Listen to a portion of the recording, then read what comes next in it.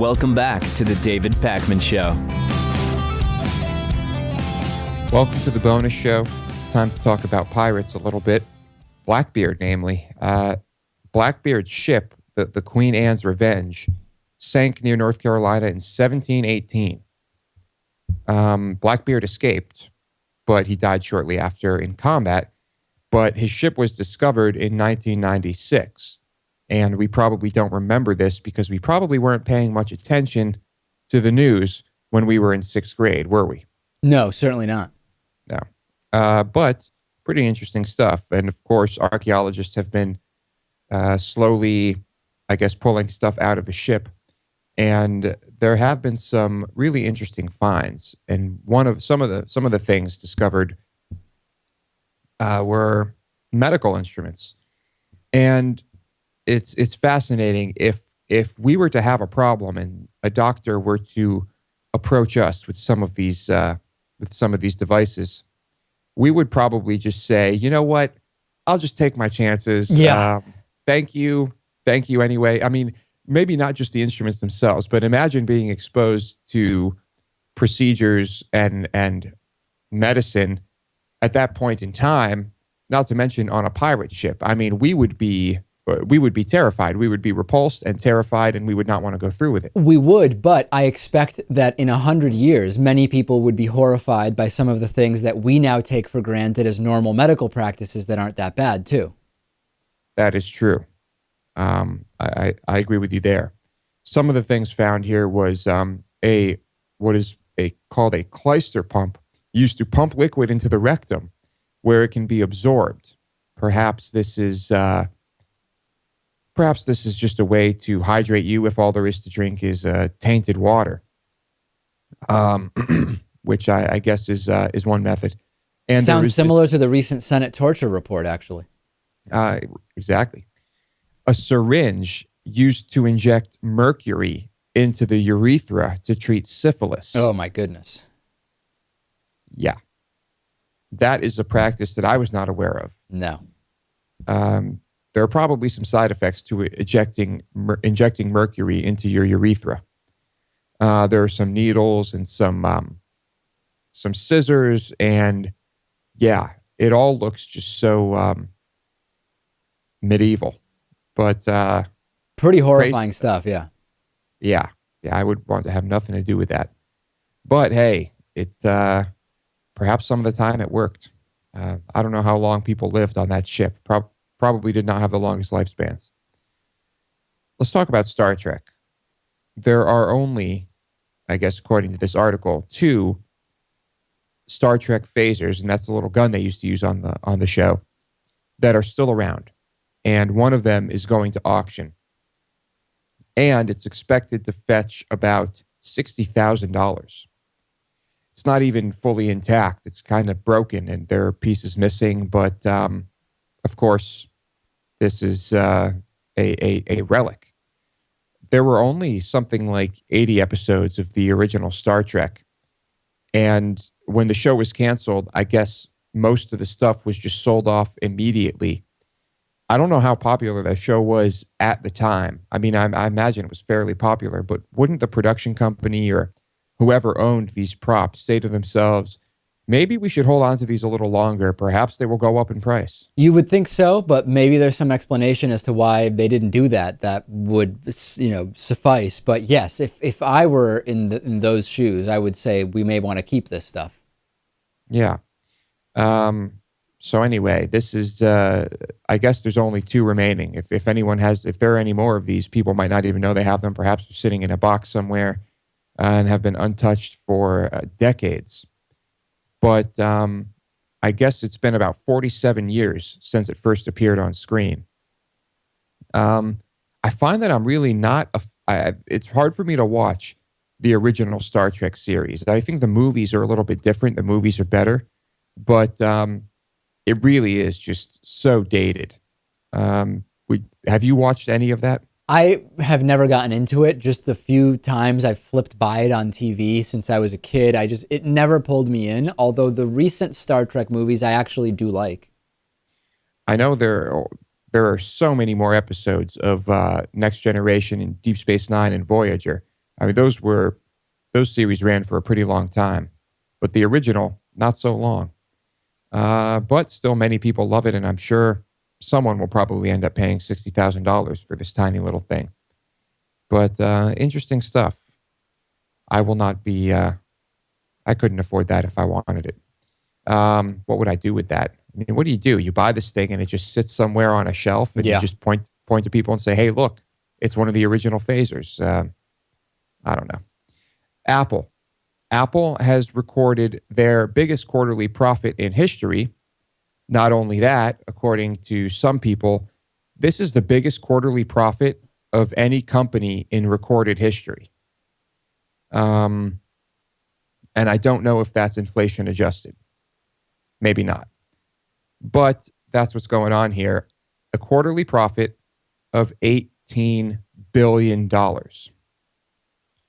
Profit coming to you on the broken backs of Chinese laborers. Indeed. Do you think that with a profit of $18 billion, this company could afford to produce all of their electronics, or at least piece together all of the electronics? Assemble. Perhaps not assemble. That's the word I was looking for. Assemble the electronics in the United States. Well, listen, I think they could, and they would still be profitable. They are paying so little overseas that it might be significantly less profitable to do that. But as we've seen, if McDonald's were to double their the average wage, the price of a Big Mac would only go up, 10 cents or something? If Walmart were to double their salaries, they would only have to increase prices a couple pennies or something like that. There is huge profitability here. And I think that, yes, of course, Apple would be still in the black if they were to do that. But, we shouldn't overestimate how much they pay. They really are getting very good deals to assemble and manufacture in China. But is it not immoral? I mean, of course. Yeah, no, but there's no question about that. I guess the iPhone 6 was one of the major reasons for this. They sold 74.5 million in their first quarter. Incredible.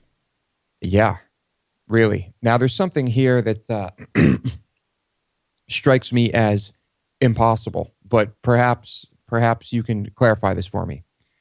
This says the demand for Apple's larger iPhone 6 Plus model appeared to help boost profits and increase the iPhone's gross profit margin by 2% to 39.9%. It sounds insane. It sounds to me more like it would be from 2% to 3.9% as opposed to 39%. But maybe there is some reason why the new iPhone is so profitable that it brought up the average. But even if you think about how many versions of the iPhone there have been, to move averages when you're dealing with this number of units sold, to move averages, you really need an insane level of profitability to go for. I don't know if that number is accurate. It does sound insane. It sounds outrageous. I mean, this would mean that not only did they find much cheaper ways to produce the phone, but it means they also are charging more for it. And I know they are charging more for it, but I didn't think it would be enough to have an increase like this on the profit margin of the phone. Stunning. Yeah. About a 38% increase. I don't know how that's possible, but maybe it is. I'm still very, very happy with my Samsung phones. In fact, I just recently got last week the Samsung Galaxy S5, and I have it here. And I love this phone. I mean, it has everything I would want. My lease is ending soon, and because the GPS technology on these phones is so good now, in my next lease, I'm not even spending money for an in-dash navigation because this is better. And this one, they have a new version they updated. It has the fingerprint security for getting into my phone. It's just a great phone. I have no reason to switch to the iPhone 6, although I looked at it when I went in to decide on a new phone. I just don't know why I would switch to it. It seems like it is just catching up to what my phone is, you know? Just about everyone I know who has had a Galaxy or other really popular Android phones have had issues with them. And usually what just happens is you get it replaced and then the phone is fine, but there have been a lot of issues. But I have the HTC One, the older version, and I've never had an issue with it. It works perfectly. I have a friend who has it. He's never had a problem with it. And so I'm a big fan of HTC because of that. Thank you. But I will probably not be getting a new phone until this one starts becoming obsolete, which is just what I tend to do. But I'm also hoping that I can find something cheaper, not necessarily the phone, but not the provider. What's the word I'm looking for? The service, in other words. The service. I guess it's a provider. Yeah. So I pay like $100 a month and I get like 3 gigs of data, but I never even come close to using that. That's insane, Louis, because I pay $80 a month and I have unlimited everything, including data. I wonder why you're paying so much. You were ushered in. You can't get unlimited data anymore, can you? I believe on Sprint you still can. Yes, for an extra some number of dollars, you can. But I pay $80 and I have unlimited everything. I don't know. Interesting. And you don't get throttled after using a certain amount of data? I mean, maybe if I used more. It's never happened. No. Yeah. Well, I mean, I have 3 gigs, and like I said, I have only once in 1 month come even close to using it, and that happened to be, of course, while I was on vacation and just constantly using my phone. So, yeah. Anyway, it's all overpriced crap, but Yep. So is Apple.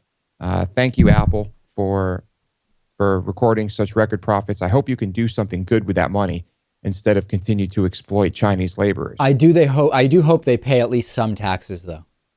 Yeah. Yeah, I mean, at least $1 million in taxes would be nice. But who knows? Maybe they'll just get 10 million from us. 'Cause that's usually how it goes. And I'm not making this up. I'm not exaggerating. That's what happens with the companies in this country. Anyway, thanks for joining us.